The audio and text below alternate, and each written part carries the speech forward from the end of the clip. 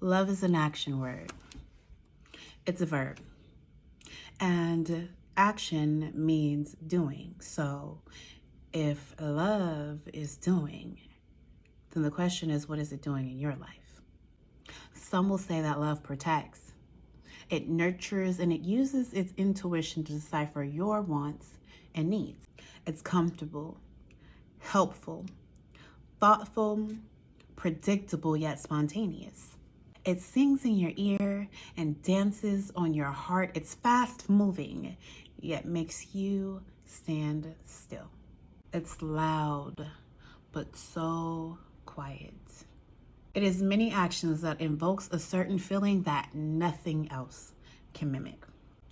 People participate in these types of actions all the time, yet love still finds a way to elude them. Love is an action word. Yes, it's a verb. But taking action does not always get you love. Let's talk about it.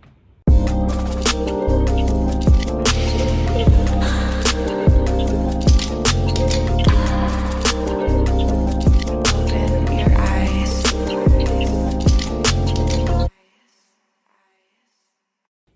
But before we get started, if you're new here, hi, welcome. And if you've been here before, welcome back. My name is Lovespell, the queen with the pen. And on this channel, I upload weekly videos that go into various subjects like shadow work, creating boundaries, and staying high in your vibrational energy. If this seems like something that you're interested in, make sure that you hit that like button, smash that subscribe button, and ring that bell. We about to stir up this pot.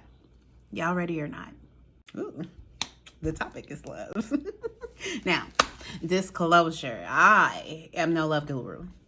I am not going to sit up here and tell you how to get love, maintain love, or be in love, what you're supposed to do when you are in a relationship beyond what you're supposed to do for yourself. Because remember, this channel is not about making someone be what you need them to be.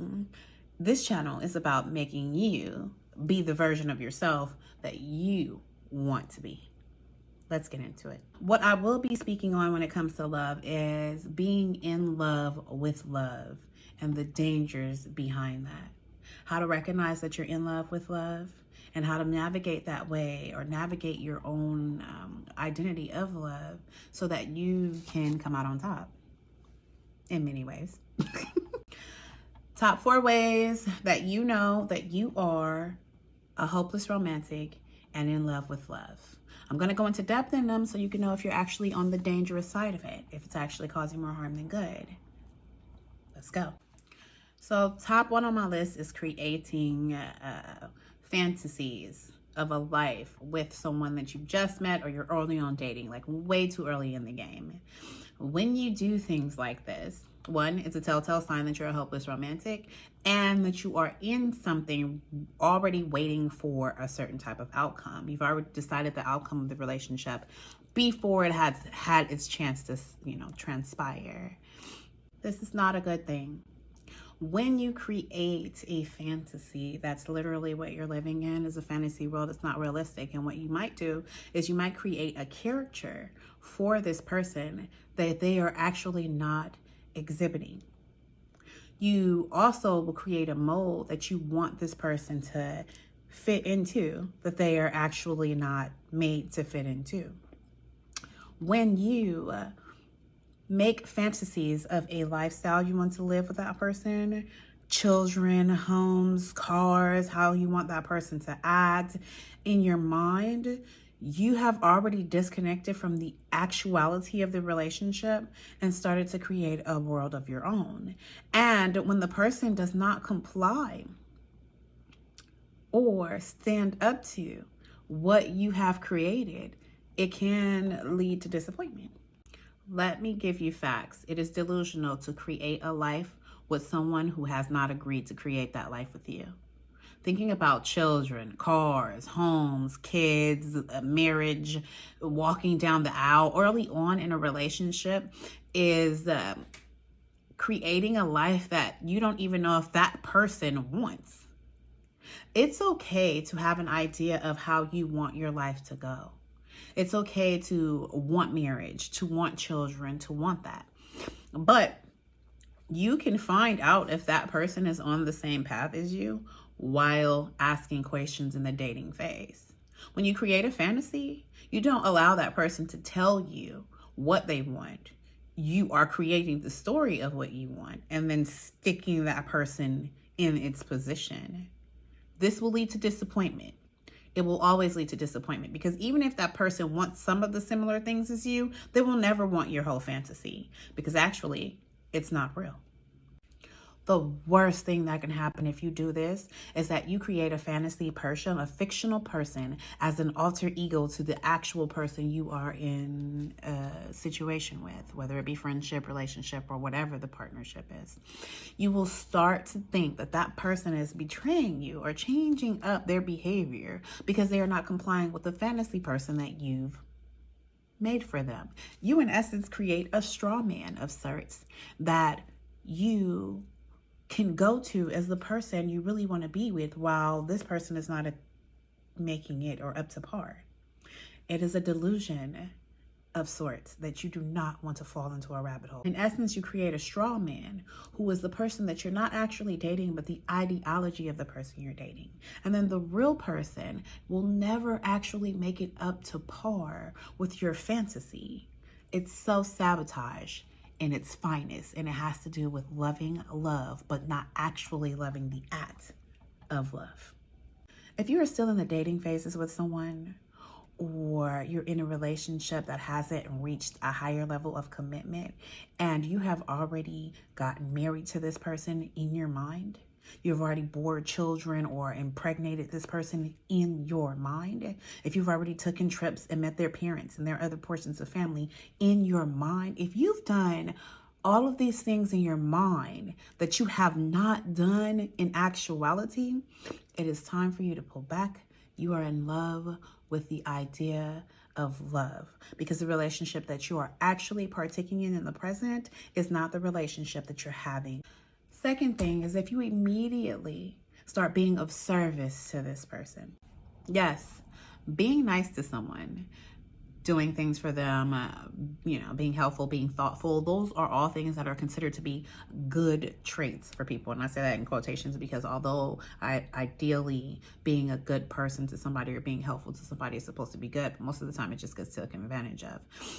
Really, being a good person when you're establishing some kind of ship, a partnership, friendship, relationship, any of those, usually overextending yourself does not come off as somebody who cares. It usually comes off to someone else as desperation or trying to manipulate a situation in order to get something larger in return, depending on who it is.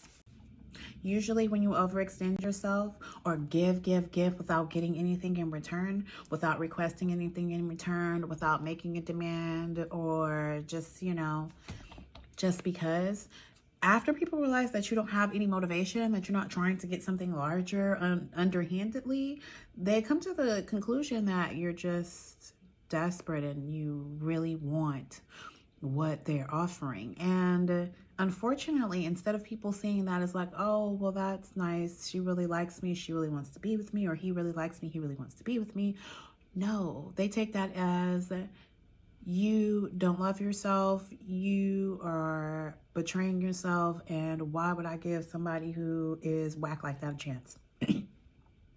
Desperation is unattractive, and overexerting yourself seems like a cry for help. Being of service to someone off top, oh, can I do this for you? Oh, can I help you? It's not you being a nice person.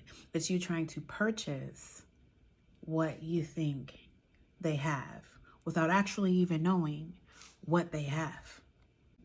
If you're a type of person that starts off giving in hopes that you'll get back what you've given out, stop. The best way to combat what you're doing is to stop being nice and to be fair. Being nice means that you just give. Being nice means that you put yourself on the back burner so that other people could be happy. Being nice is not being a good person to yourself. It's not a smart move. Being fair means that you give people what they deserve. that you give things according to what people have given you on the same level playing field. When you're fair to people, not only do you get your own personal needs met, but you also meet the needs of others. So every time that you think you're a nice girl or a nice guy, know that you're betraying yourself. You are too in love with love and not enough in love with yourself. You want to be fair. So if you think of yourself as fair, then you will get what you need. Number 3, if you are a chaser, you are too in love with love. If you do not know the statement, I'm going to let you know it right now. Anything you chase will run. Period, point blank, period. Put a dog outside. Let a dog get out of your house and then chase it down the block. See if you catch it. Let a toddler loose and chase it. Him or her. Let's say her. Anything that runs from you does not want you. There is a difference between courting, dealing with, dancing with romantically a person of interest. It does not have a chase run dynamic included in it, not anything healthy.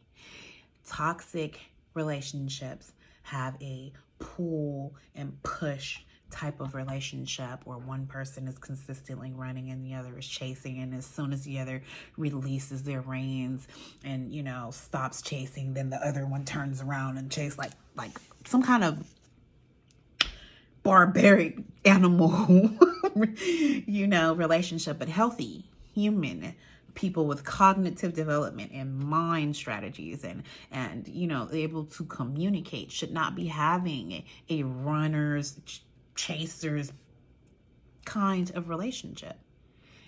If you're in a dynamic like that, a friendship where you're always chasing after their happiness and their joy, or you're always trying to please that person, where they're always unavailable to you or have an excuse for why they don't want to be around, or only come around for certain occasions, or only invite you when it's beneficial to them, or they only, include you when your intellect or you have something that they use as value to them.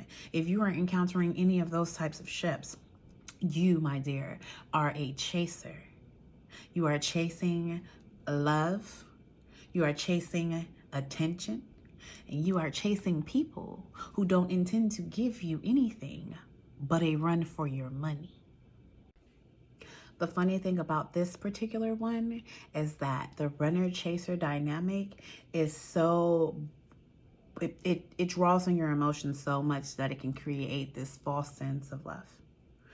Literally, a runner-chaser dynamic can turn a relationship that wasn't even that deep into something that you feel like is the shit because of the fighting not to lose, because of the creating of the fantasy. See, originally, the person who is running knows that you require or want certain things: love, attention, admiration, whatever it is. And so they will initially provide the idea that you can have that from them, a fantasy, whether it be intentional or not. But what they don't do is actually make good on that fantasy and give you what you want. They just keep moving the goalpost so that you could possibly have it from me if you were this, that, and the third. If you push further, leaned in a little bit harder. And this person is going to continue to lean back while you shower them with everything that they want. What's the incentive for giving you what you want? But the emotional ups and downs, the love bombing, the dropping, the the chase itself is enjoyable. So people sometimes partake of it and get wrapped up in the whole idea of them being in love, and they were never actually in a relationship. They were just in love with the idea of being in love. And they were chasing after the idea, not the actual person. I mean, think about it for a second. If you're chasing someone, what are you chasing? You've received nothing from them. The person you're chasing hasn't provided you with a certain lifestyle. The person you're chasing hasn't provided you with the relationship, the marriage, the kids, the car, the whole storyline that you've created in your head. No. The person has only provided you with the possibility of them being the right person and nothing more. That is the epitome of a delusion. And you are chasing that delusion, not because that person is the end all to be all. No.